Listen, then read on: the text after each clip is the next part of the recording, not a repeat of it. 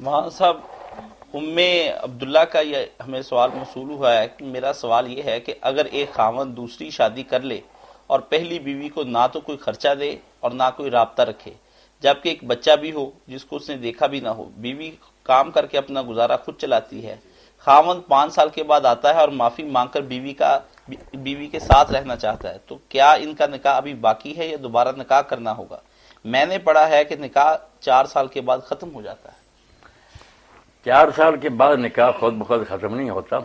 اگر عورت جو ہے نا وہ سمجھتی ہے کہ میری خبر نہیں لیتا، نہ کوئی خرچہ دیتا، تو حالات سے تنگ آ جائے تو اس کے لیے عدالت کا دروازہ کھٹکھٹانا ضروری ہے نا، کہ عدالت کی طرف رجوع کرے، اپنا معاملہ وہاں پیش کرے، اور عدالت پوری طرح چھان بین کے بعد اشتہار دے، ہر طرح تسلی کرے، اس کو خبردار کرنے کی کوشش کرے۔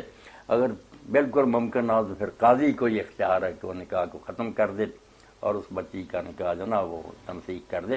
اپنے طور پر بے شک 100 سال بیٹھی رہے نا، اس طرح نکاح نہیں ختم ہوتا، نہ وہ نیا نکاح کر سکتی۔ مولانا اسی خامد سے طلاق دے یا عدالت نکاح کو تمسیک کرے۔ نکاح کے بارے میں ایک اور سوال ہے کہ محمد شاہد نواز صاحب نے پوچھا ہے کہ السلام علیکم، میں بین المذاہب شادی کے بارے میں پوچھنا چاہتا ہوں۔ میرا ایک دوست ایک لڑکی سے بہت محبت کرتا ہے اور وہ لڑکی سکھ ہے۔ میرا سوال یہ ہے کہ اسلام میں سکھ لڑکی سے شادی کی اجازت ہے یا نہیں ہے؟ نہیں، بالکل سکھ لڑکی یا ہندو لڑکی سے شادی کی اجازت نہیں۔ زیادہ سے زیادہ اہل کتاب ہے نا، یہود نصارا، ان کے ساتھ شادی کی اجازت ہے۔ بھی زیادہ علماء اب کہتے ہیں کہ موجودہ جو عیسائی یہودی یورپ میں یہ نہ عیسائی ہیں نہ یہ یہودی ہیں، یہ تو بالکل ڈیری ہیں، مسیح علیہ السلام کی بھی توہین کرتے ہیں۔